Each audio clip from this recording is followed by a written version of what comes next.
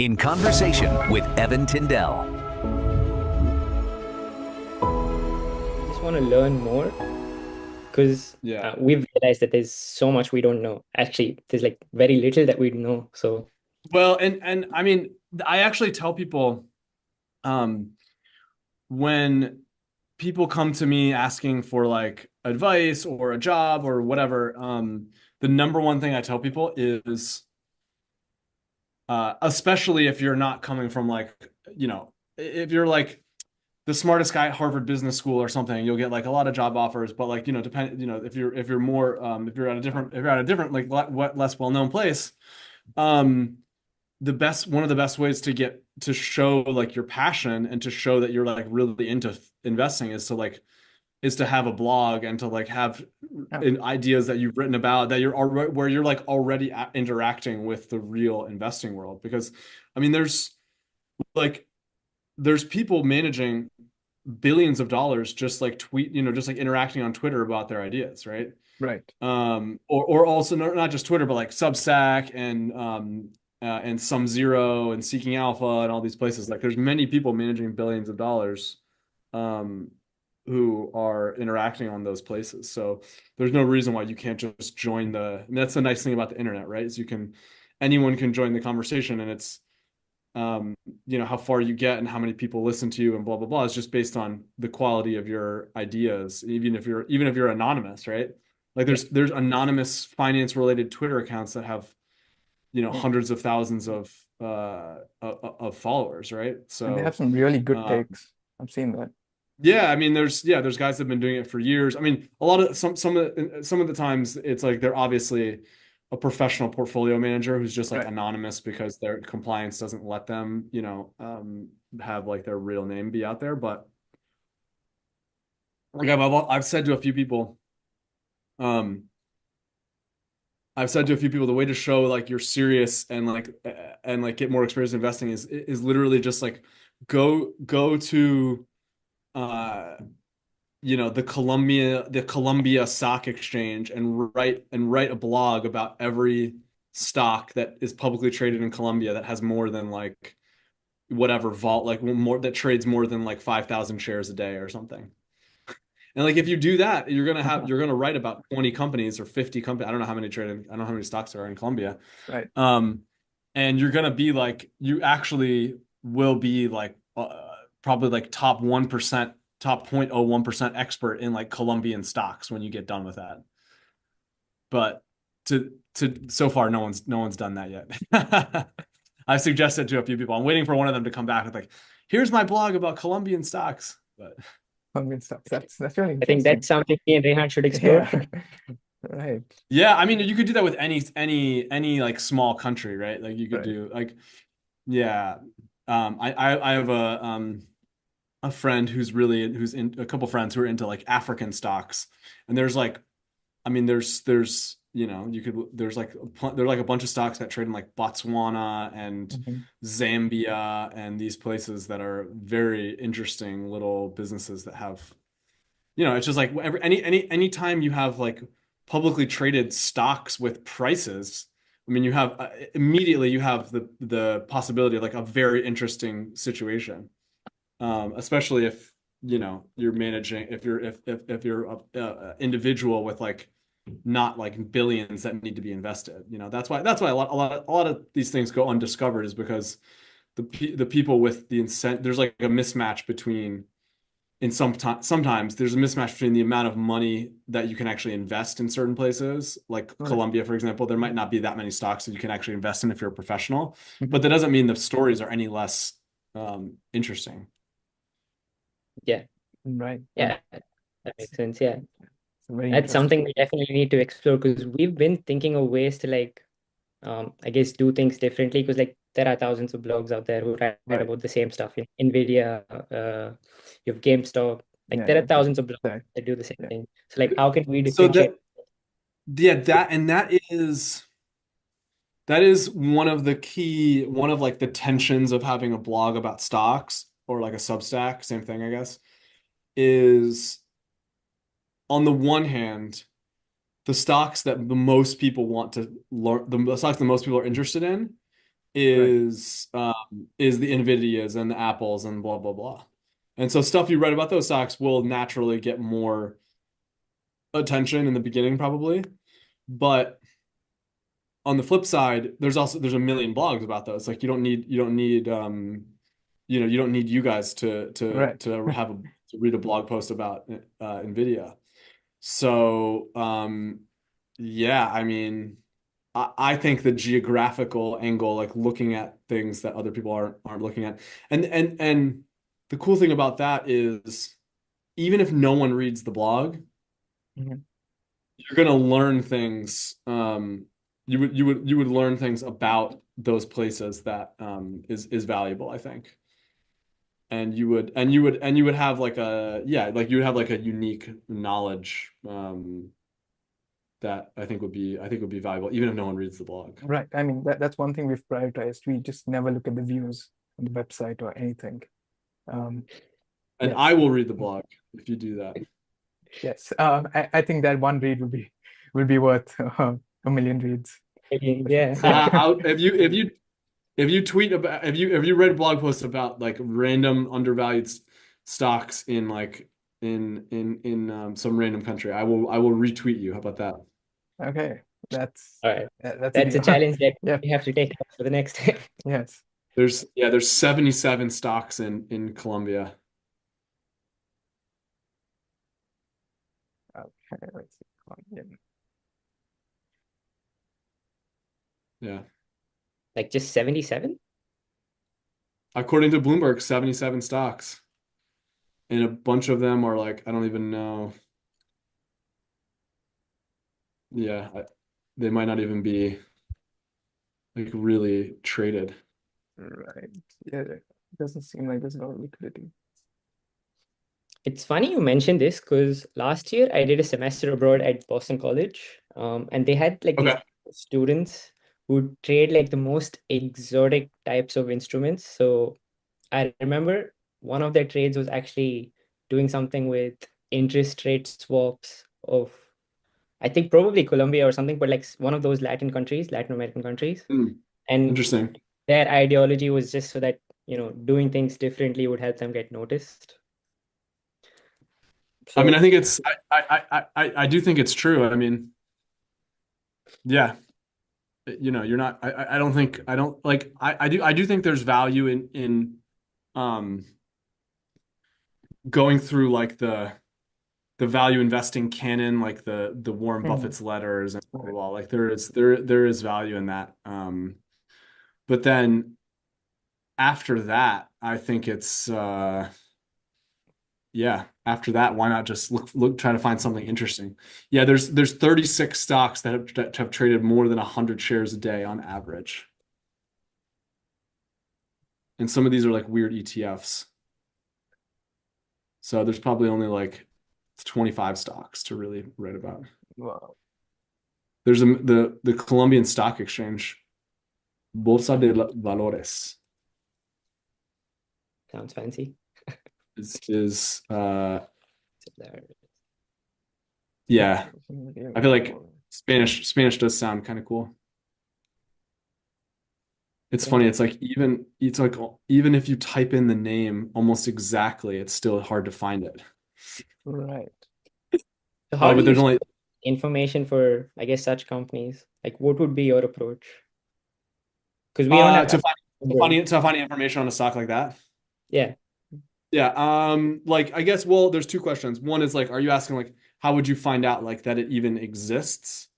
Or are you asking like once you know it exists, how do you get like more information about it? I I guess think the both. lat yeah, I think the latter is more Yeah, important. both, but the latter.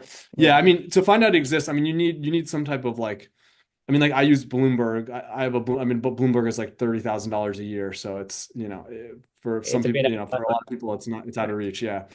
Um, I don't know how much it is. Where are you guys based out of? So I'm in Australia and And Rehan's in India. I'm in India. Where in India? Bangalore. Okay. And you said you're in Melbourne. Yeah, Melbourne. Yeah, yeah, Melbourne. Where is Goa, India? Is that? Is Um, that there's the World it, Chess Championship or the World Chess World Cup is going on there right now. I don't know. right. It's on the western coast. It's around 1,000 kilometers from Bangalore. Okay. So it's yeah, India is so big. Yeah. It's like India the is quite US big. where it's Yeah. like things are just so far away. I mean, so for this, if you don't have Bloomberg, actually, this is I mean, what you would do is, I mean, actually, for where the company you're looking for is actually the stock exchange. I mean, really, usually you can just Google the name of the company. They Hmm. have an investor relations site, Right. and I mean, most companies have investor relations sites in English. Um, so that's although it's not always. Um, and I think some of the most interesting opportunity, yeah, this one has they have an investor relations site, and they have an English version of the site, so that's kind of nice. Although sometimes it's tricky because like at least I know in Japan, I don't know how they do it in Colombia, but in Japan a lot of times like the English version of the IR site doesn't have all like the most recent documents. They'll Oh, wait like a year before they translate some stuff. oh, okay. Which is kind of funny in the world of ChatGPT, right? Because like you'd think everything would just be instantly translated, but they sometimes they take their time. So sometimes you actually have to go to the local language site and then find the documents and then translate them yourself using like translate.google or something. Right. But it is sometimes annoying to find the website of the companies that's where it's in a different language. Yeah. So again, like in Japan, I mean, it actually, if the US, like, because like when you think about it, like the name of the company is like it's like in Japanese and it's like Japanese symbols. So to Right. like Google search for that is like kind of difficult, right? Because it's like you're not I don't have like a Japanese symbol keyboard or however that works. So Right. I'm not it's not easy for me to Google that. So it can actually be a little bit hard to find the website for some But you could like just use you know Google Lens or something, right? yeah, well once you can once you have the like Japanese name, you can probably type that into Google, but you can't like use the US you can't like use the English translation Right. or something. Like there's this company we're investing in called Software Service in Japan. The ticker is 3733. I've wrote about it before. Yeah. Um, Yeah. but yeah, their websites, if you just type in software service company, Hmm. you're not gonna find it. You're not gonna find the website. Um, so it can be a little tricky, but yeah, usually just the company IR sites, and then you can go through the documents. Yeah. Okay, so talking about Japan, you've spoken about Japan quite extensively. Hmm. And we also saw a few interviews of yours where you spoke about, post Abu the post Abe Shinzo Wasabi. reform, yeah, post Abe reforms and all of them. So what does the value proposition of Japan look like 5 years down the line? They do have a very aging population. And you also spoke about, this company, this software company. I actually thought that, for software, US and Europe sort of had a hegemony in the world. So what's the value prop really like? Yeah, I mean, the interesting thing about Japanese software companies is um or just well, I'll talk about Japanese software companies. For the most part, it seems like obviously there's some Western software, but a lot of the vertical software is just Japanese companies with and I think it's probably because doing all the user interfaces like 5 to 10 years ago in Japanese is a little bit difficult for like Western companies. Okay. So it's obviously pretty different than like, for example, like Microsoft selling something in Mhm. the US or India or Australia where it's like, you can just put everything in English. Right.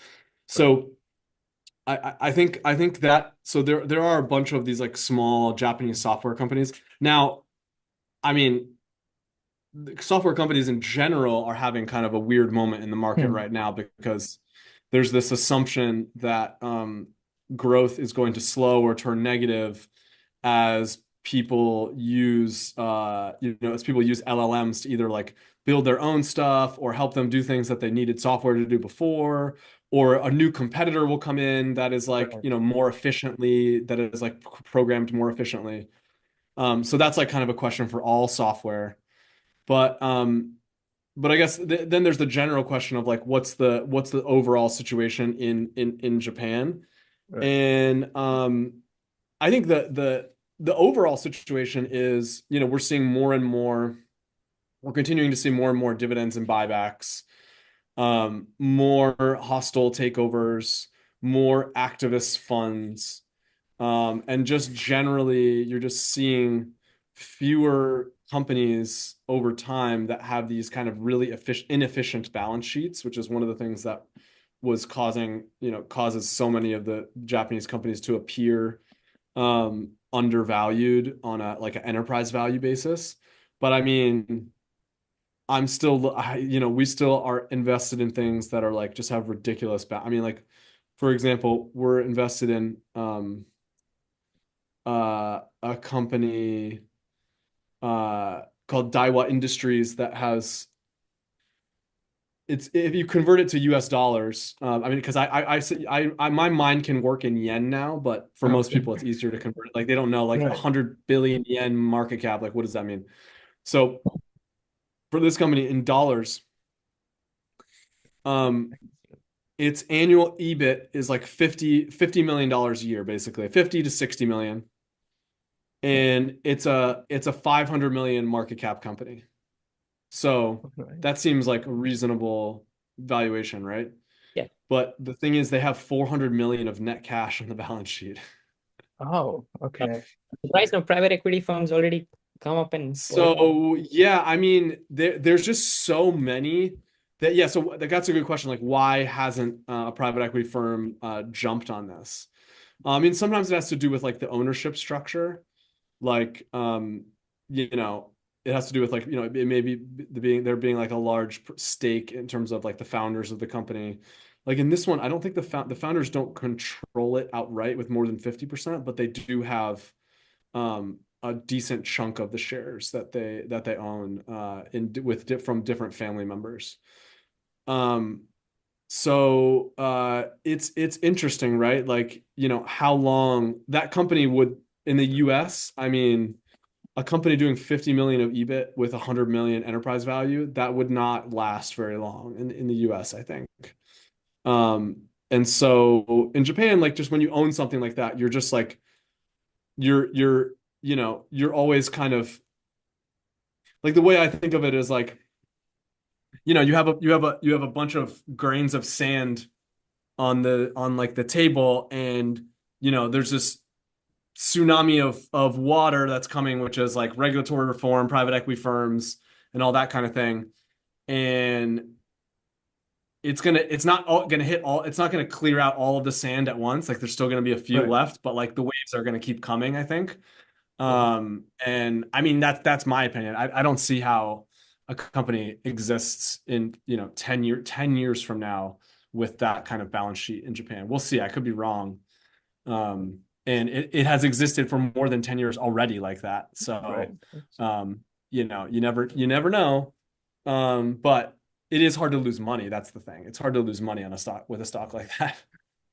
And you're always kind of long an option that they Mhm. kind of figure out. Because I mean, at the end of the day, even if they don't want to sell the company, just if they bought back shares, Right. you know what I mean? Like just if they do a tender offer for half the shares outstanding, then that's just going to greatly increase the value of on a per share basis. I mean, I think what you do see is um, even companies that haven't quite figured out like the whole like the buyback angle. Yeah. Mhm. I think that's in some cases still kind of considered like a weird thing. Usually they're at least like growing the dividend.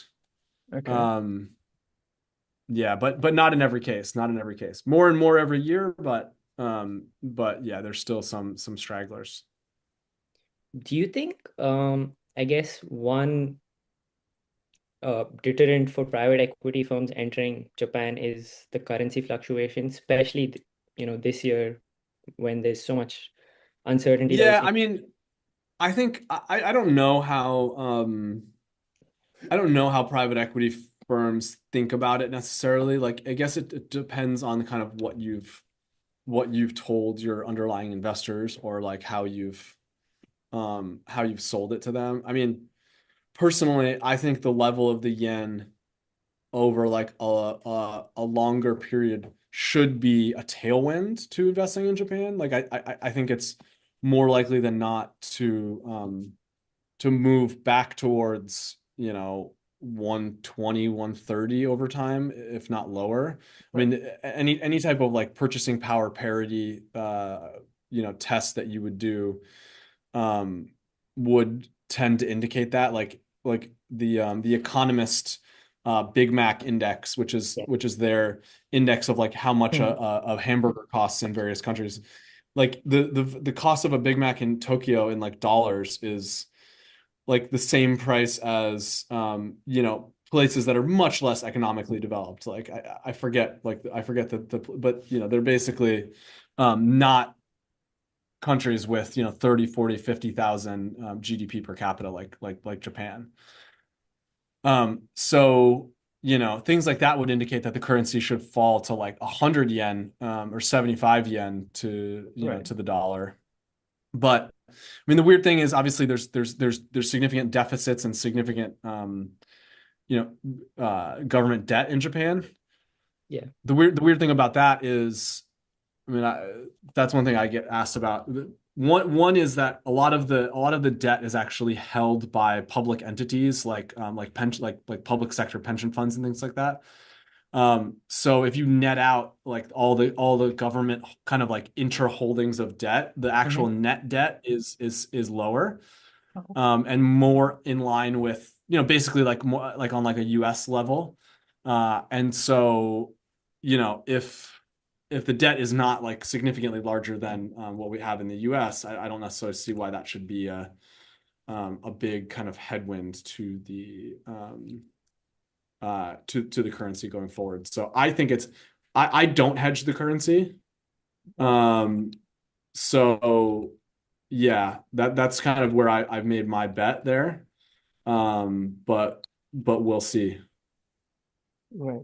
Um, okay, well, Yeah, and I think you can also, I mean, like private equity firms, the idea I think would be to borrow in yen as well, yeah, right? To right, do the Yeah. deals. right, So, if you borrow in yen to do the deals, you don't want to borrow in US dollars to do the deals. You borrow in yen to do the deals, and if your investors are kind of expecting a yen-based return, I mean, you could even I mean, you could even go and raise the money from Japanese investors, right? Then it's like there is no there, and I think that's what some of the private equity firms are doing. But yeah, to the extent that their funds are coming from like US pension funds and stuff like that, I'm not oh, sure what they do as far as hedging. right. That's But good. domestically, this is like a trend that I've noticed. Um, Excess capital from Japan often ends up flowing into other countries like India for development initiatives. Like, do you think, again, is that a deterrent for private equity firms from entering just because there's no local capital? Um, yeah, I don't know. I mean, they've been, if you look at like what they've announced, there's there's bigger funds focused on Japan than ever. So I think it seems like they are figuring something out. And I do think that, you know, historically, because there was this like big bubble that burst in the late 80s and early 90s in Right. Japan, I think they went through a generational shift kind of away from like wanting to invest in stocks or in Mm, equity in general. right. Um, and you combine that with the regulatory slash just like cultural restrictions on unsolicited buyouts. like unsolicited merger offers, and you kind of you have a recipe for there not being much interest in private equity in general over the past, like you look at like 15 or 20 years ago in Japan. But now I feel like that's reversing. So yeah, I mean, they definitely been announcing bigger funds and more kind of assets going towards private equity in Japan. So they're figuring something out. Yeah. Okay. I have another follow-up. Sure. Looking at the aging demographic, do you still see a lot of, I guess, growth runaways in any of the companies that you're investing? Or are you expecting most of the growth to come outside of Japan, like once they start opening up more of their economy? Yeah, I mean, it's I think the demographic issue is a real one, but I don't actually think that it's super material to investing in Japan, because it's actually, I mean, for particular industries or particular types of businesses, it might be more impactful than others. But you're talking about a problem that's like over a 20 or 30 year timeline can be like a significant problem. But in any given year, it's like in any given year, you're talking about like a basis points. Like it's like the population decline is like significantly less than 1%.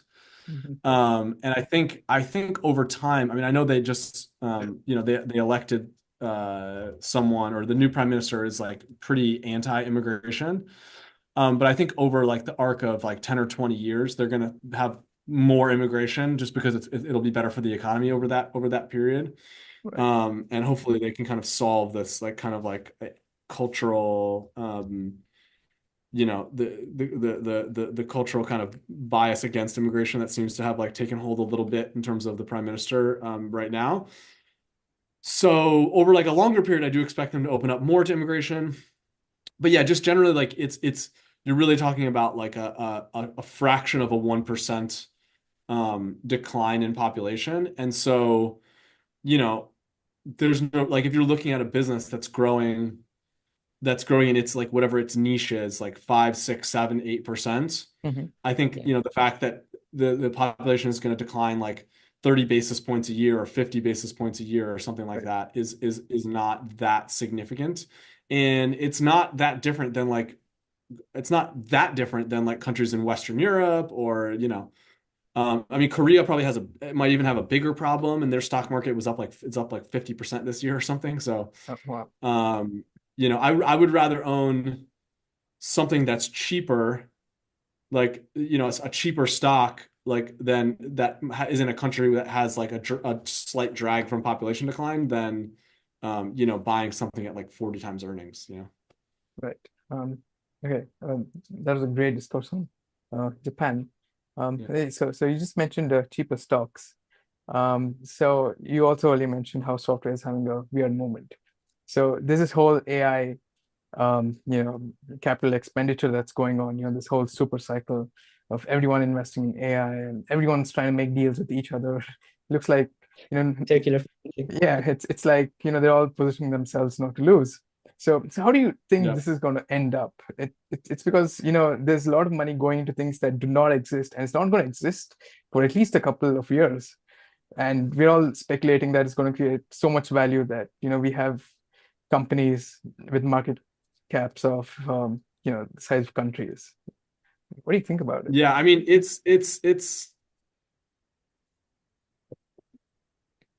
is clear that,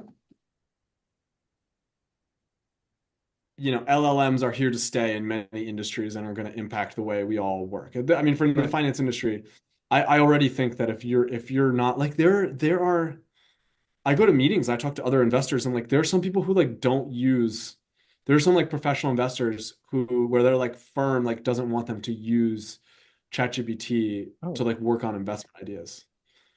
And I'm like, you're crazy. Like, you're insane. Like, if you're not using ChatGPT to like help you figure things out at this point, I mean, it right. can it knows the entire internet basically.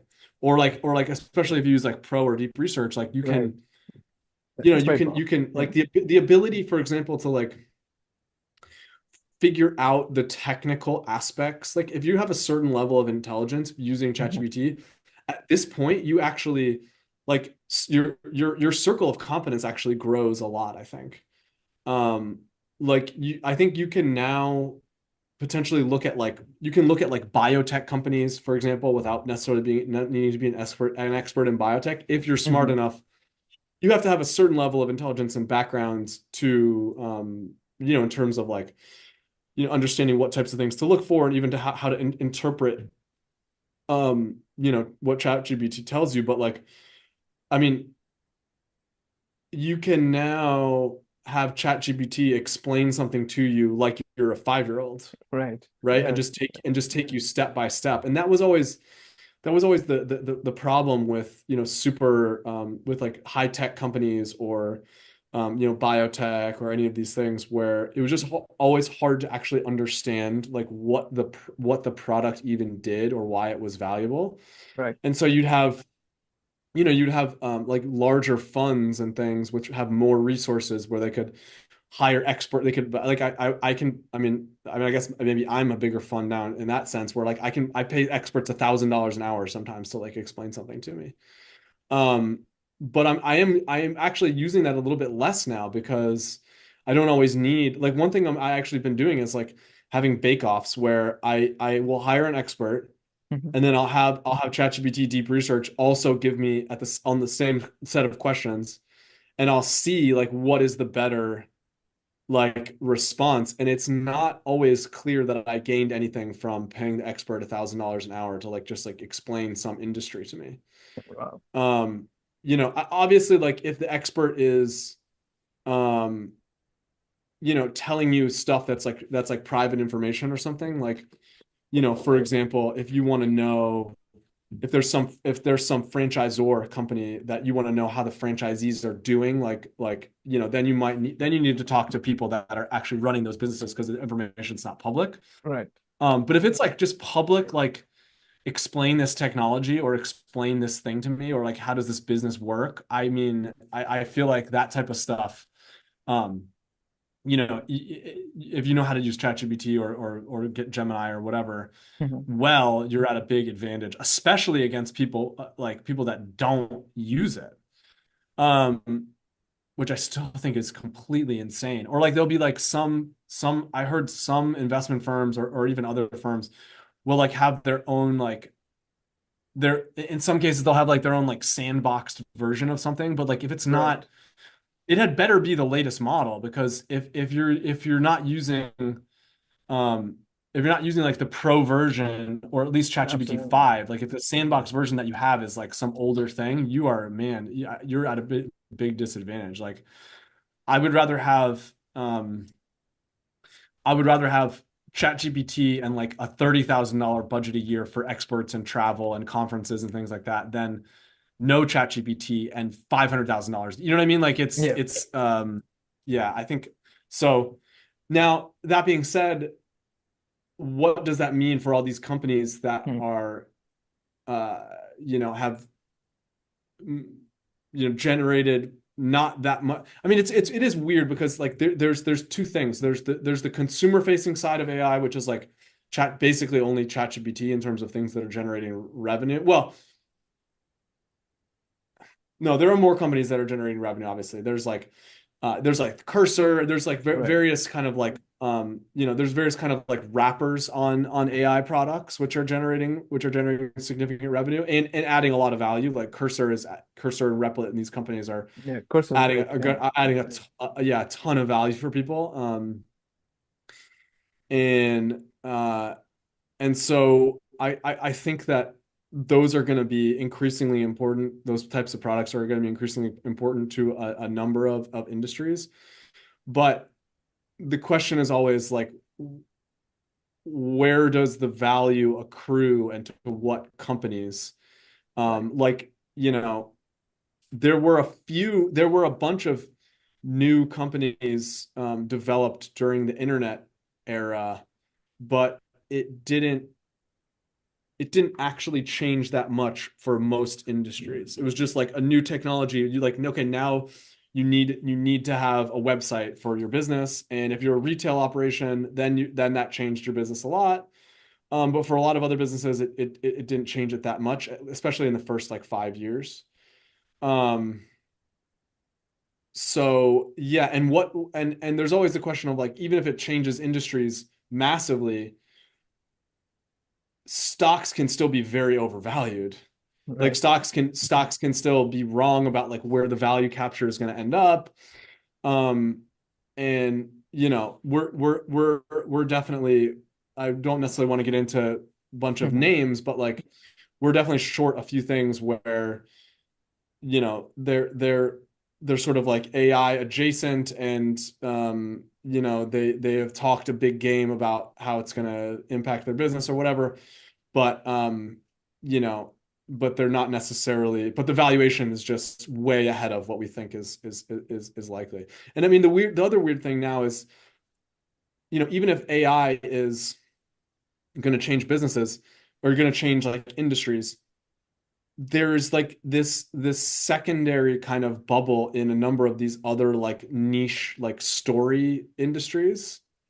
Um, and just because AI is going gangbusters, I don't think that has a huge implication for like quantum computing, for example. Oh yeah. You know Yeah. what I mean? Yes. Like like nuclear technology, like small nuclear technology or whatever. Like these industries are not really going to be impacted that much for AI, and if they are, it's not necessarily going to accrue to whatever whatever the companies just happen to be public right now. Yeah, So and I think the converse for that is also true. Like just because we have ChatGPT, it's no reason for, Atlassian or Adobe or Salesforce to lose value because they have well, and I massive mean, yeah, distribution. and actually, some of those companies are people are getting worried, right, about Right. the impact on those companies. So, you know, I don't have very many positions in the kind of the US ones, but we have a few Japanese software companies that Hmm. are look really cheap to me, and they still, it's gonna be interesting to see in 5 years. They still have like they have like no churn. Okay. Like Yeah. like you know, these are like mid-single digit growing software companies that have no churn and trade at like single digit PE multiples net of cash. So I will be very interested to see these if they start seeing churn or like revenue declines. I actually posted on Twitter the other day, like um and maybe that's what you were referencing, but like yeah, Adobe and these Mhm. companies, they're still growing. Right. I mean, the growth had slowed a little bit, but it's hard to tell if that's from AI or if that was just always like Adobe grew 11.5% in 2022, which was pre ChatGPT, and it's going to grow 10% this year. So, Yeah, I remember seeing that tweet. I think you also mentioned that Atlassian's growing by like 15%, but the stock's not reflecting that. The stock's like down Mhm. by 30% for the year. yeah, I mean it's and I think it seems like that was just based on valuation. So it's like, you know, you ChatGPT, like the existence of LLMs has been like this weird um you know, bubbles have popped up in other places, but in terms of SaaS, it does seem to have like pulled the air out of the out of what was some pretty steep valuations like a year or two ago. Do you think maybe it can also be accounted for the fact that the costs of technology are coming down? So, for instance, previously, if you wanted to make your own CRM, you had to spend like millions. But now, again, Replit or something, like all you need is like a good prompt engineer, and you could come up with a basic version of a CRM. Like, do you think? Yeah, I think that is definitely, it seems to be what the market is kind of worried about. Yeah. Um, what I'm wondering though is like the flip side of that, and I've talked about this other places. The flip side of that is like, yeah, but like can't Atlassian just like cut like half of its engineers? Like, why does it need to be spending? Do you know what I mean? Right. I feel like their profit margins should be like blowing out. I don't know if I haven't studied Atlassian enough to know if they are or not, but like that seems to be like the key, the like the tension in software. Like, okay, if it's going to be easy for customers to Mhm. maintain, to like build and maintain their own thing, shouldn't it be also easier for the company to maintain its own thing? Like, shouldn't their margins just be blowing out because if they grow, they don't need to hire more people? Right.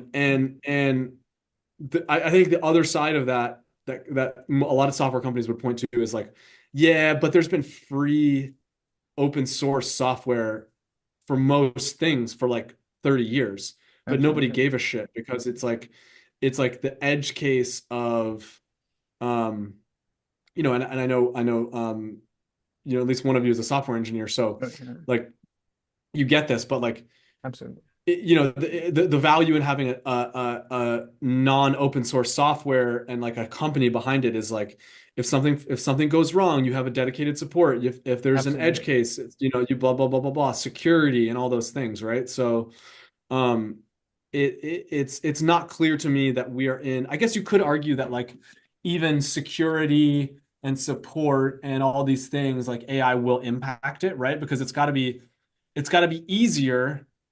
Like maybe now it's easier to take the open source thing and implement it in a way that is secure for your business, and Right. It maybe you is. don't need as much support. Maybe you don't need as much support because you can just ask ChatGPT how to fix your thing. Um, I can imagine that. I can imagine that, but I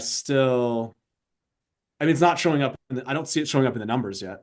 Yes. Um, I mean, what he Do said you was so very think? valid with efficiency because, when Elon Musk took over Twitter, he fired like 70 to 80% of the workforce, and Twitter was functioning fine.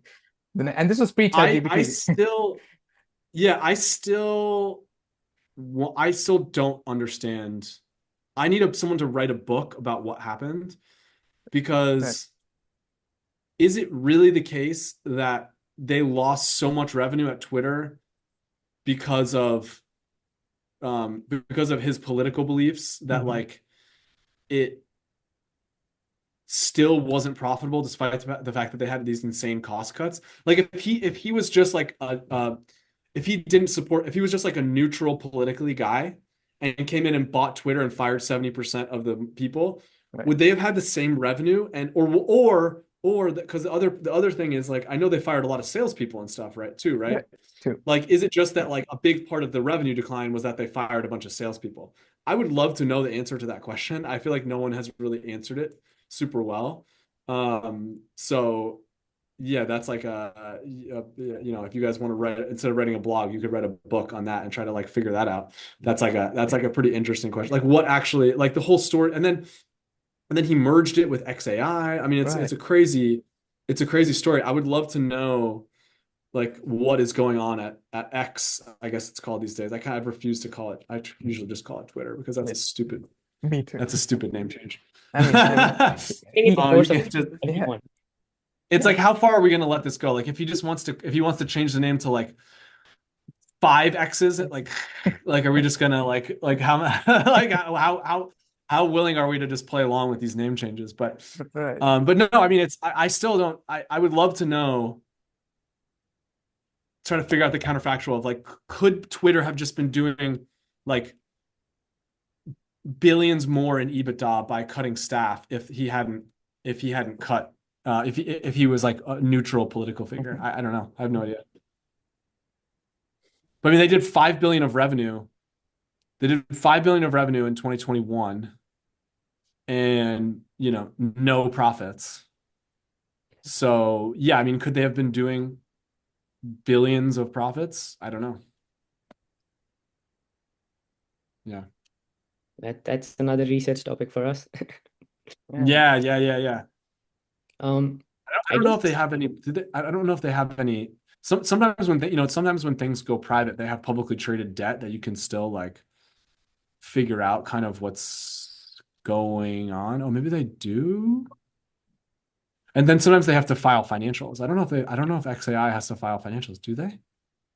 No. I don't think. I don't, Yeah, I don't know. That's a question for ChatGPT.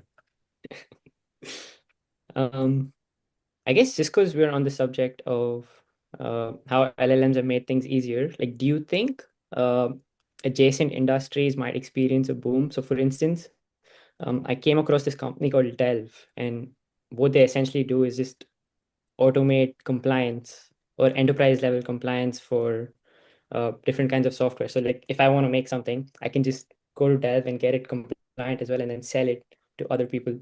So do you see a boom in, I guess, those adjacent industries happening anytime soon? What's that product called? Dev? Delve, DELVE. Oh, Delve. Yeah, Delve. I mean, It's like the there's Coke gonna thing where when the refrigerator was invented, it's not the refrigeration manufacturing companies that benefited. It was Coke that benefited the most out of it. So yeah. I mean, I definitely think there's gonna be um whole new business models and whole new industries, and um I think now the biggest thing is just like the barrier to like figuring out how to do something is so low. Like I've heard people, I kind of agree with this, but I've heard people say that like um I forget the language that they use, but it's like the age of like agency. That's a really terrible phrasing because it's like agency. Oh, yeah, I've heard Um, that. but the idea is basically like you can now figure out how to do anything. yeah, You can program anything, basically. Maybe Right. not in the most secure way. And you'll need someone to go figure out your vibe coded mess potentially, but you can at least like build anything at this point.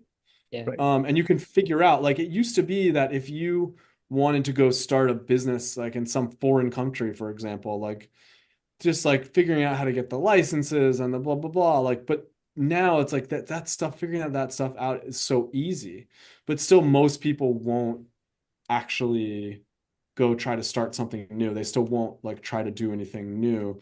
Just like the existence of YouTube videos has made it easy to like fix stuff around the house. Has made it much easier to fix stuff around the house, but still most people don't do it. So Right. I do think that's like you know, that is definitely the world we're in now. And it'll be interesting to see how and when that starts impacting publicly traded companies, because it will for sure. Do you see an impact on trading as well? Because at the moment, you have all these algorithmic programs that are quicker than humans, but they're not really smarter in terms of, I guess, fundamental investing and all of those things. Do you see a point where algorithms become smarter than humans and then, they just, I guess, push us out of the markets? Yeah, I mean, it's interesting, right? Because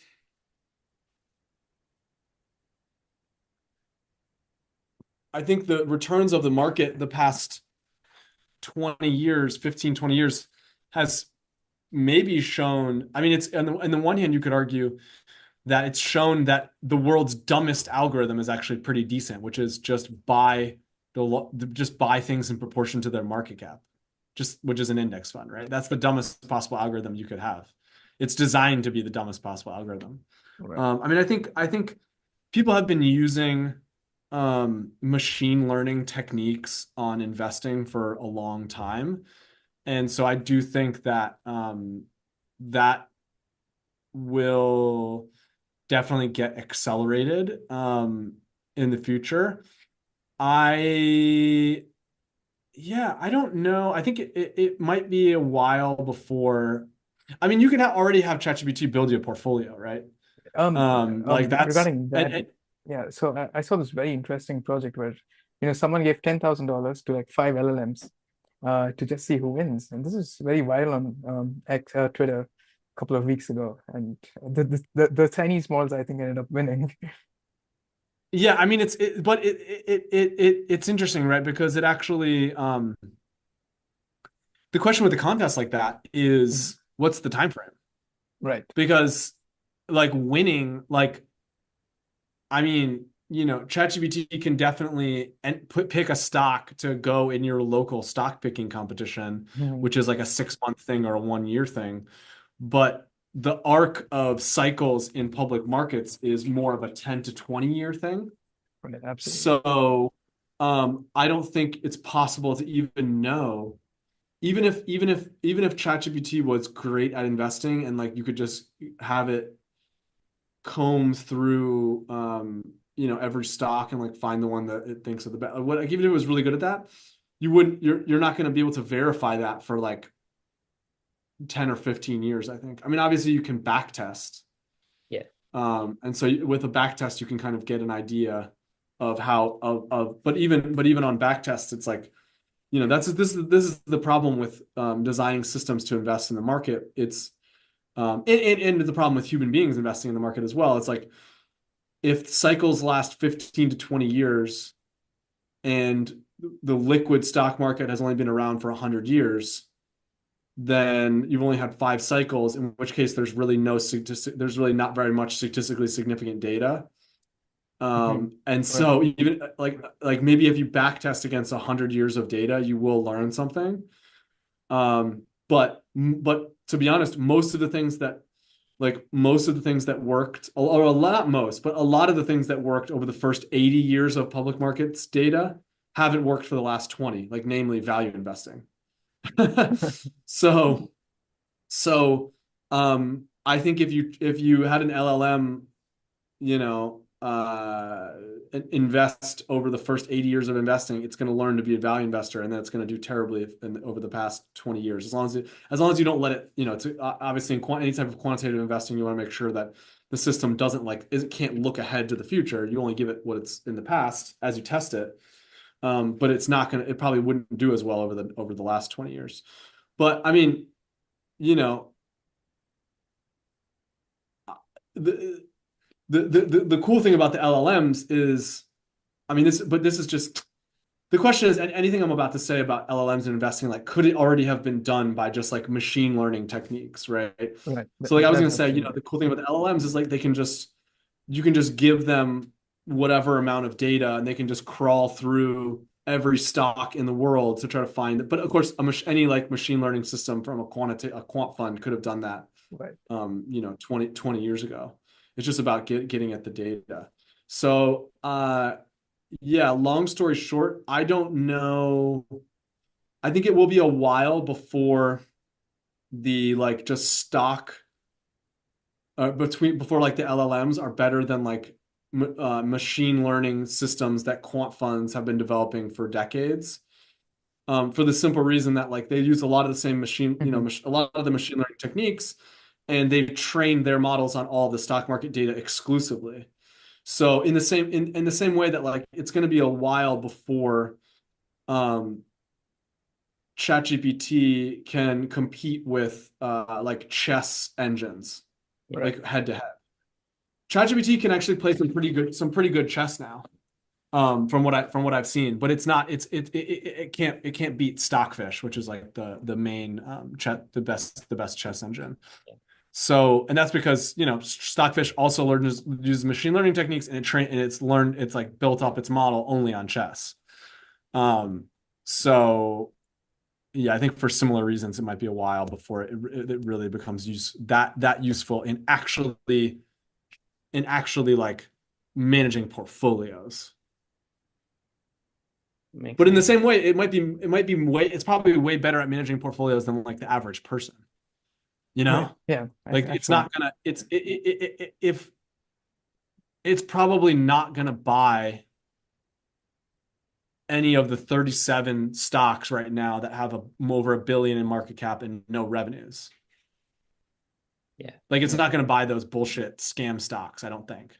Like it'll figure that out. So it's not going to get, so that will be an advantage. Yeah. Yeah, but I also think, it's getting more people to invest now, the whole democratization of data. People understand, finance markets better now, but it's also kind of dangerous because we see a lot of people, trying their hand at algo trading when, with just LLMs. And I mean, I think we are currently seeing kind of a peak in all types of gambling, frankly. And a lot of people's interest in investing really comes down to gambling, unfortunately. They're not really trying to learn about the businesses, they're just trying to gamble. And yeah, like I have a friend who's like a sophomore in college, and I thought he was like texting me about something. I thought it was going to be about we played tennis together. That was going to be about his tennis career, but actually, I think he kind of wanted to just talk to me about stocks. And I told him, I was like, don't gamble, but I'm afraid there is definitely some gamble, some gamble fever that's out there in general. Right. I'm sensing. Like on the same subject, what do you think about prediction markets like Polymarket and Kalashi? And Oh, Kalashi. I mean, Yeah. All the prediction markets are great. I mean, it's you know, it I like whenever there's a potential event that's happening, it's always interesting to look on there because as an investor, you know that like the best way to figure out what something is, what's likely to happen, or what the value of something is by have two people try to make money by betting on opposite sides, right? right. So yeah, I mean, like my wife is a federal employee, and like when there was like discussion of the shutdown, um, in the past one, I was like, she was like, oh, people at office are like said they think it's going to shut down. I was looking at Polymarket or something. It was like 30% chance. I'm like, it's probably not. I'm like, I don't believe them. And she was a little bit, I think she was a little bit annoyed at the fact that I would trust the market more than like people but some people, it's like some of these things are just unknowable, right? Like people can have opinions on like which party will win the House in 2020, House of Representatives in the US in 2026, or like, will the Supreme Court rule in favor of Trump's tariffs? But like, unless you're on the Supreme Court, you don't really know anything. And so probably the best odds has to be on Polymarket. Like, and it's actually, it's 75% to rule against Trump, according to Polymarket right now, which is pretty interesting. But again, isn't that just pure gambling? Like people just thinking what might happen rather than what Yeah. is actually happening. Oh yeah. I mean, it is pure gambling. I mean, it's less pure gambling than betting on the flip of a coin, Right. because it is possible to like reason. I mean, because the odds could be very. I mean, it's like sometimes they do get it wrong, and at least you can have a view on that. I think most people algo trading is like more of a pure gamble. But the lines are blurred, right? Because when you have like for most stocks, the market is pretty efficient. Therefore, a bet long or short any particular stock is like kind of a pure gamble relative to the market return. And in the same sense, probably most of the bets on Polymarket are a pure gamble because they're pretty fairly priced. But what hooks people in is the fact that you might know something, right? That's what makes it more fun. Like when you're betting on sports or something, that you might know something. So, yeah. Right. And markets mostly tend to the truth, even if not always true. Like there's that Yeah, undercurrent. I think so. I mean, the interesting thing about these prediction markets is how will they impact casinos and online betting going forward? Like, will they start to kind of move into that? Like you can bet on the Broncos versus the Raiders on Polymarket, right? You can bet on who's going to be the Super Bowl champion. Um, that's pretty interesting. Do you think it's like a broader picture kind of a question, where these prediction markets could have an unintended consequence of like self-actualization of things? For instance, let's say there's a bet of, okay, what's going to happen with this policy? It's not yet happened, but the policymaker is seeing what's happening with these bets and is thinking, oh, if I don't go against this, or if I don't follow this, I might lose my seat next year. Like, do you see that as a real risk emerging? And it's interesting. I mean, there's always been polling, right? Yeah. So, there's always been polling. So I don't know that prediction markets are like a huge change from that. Like I don't think I don't think Jerome Powell is looking at the Fed decision Polymarket to try to decide on what to do. I don't think the Supreme Court is looking at that. So. But if you're some congressman, fighting for a seat next year, like, would you consider like moving according to prediction markets? Because okay, people have bet their money on it. So like, if you don't do that, then Yeah. Well, I mean, yeah, I guess you're kind of, well, it's interesting, right? Because people are taking the other side too. So I don't necessarily know that I like it would be if you were gonna do that, you probably should just look at a poll like of what people want because what people want might be like 60% of the people want something, but they assume that for whatever reason they think that the opposite is going to happen. And so people bet money on, you know what I mean? Like, I mean, so, if that was the case, they'd um, always be winning fantasy sports, right? yeah.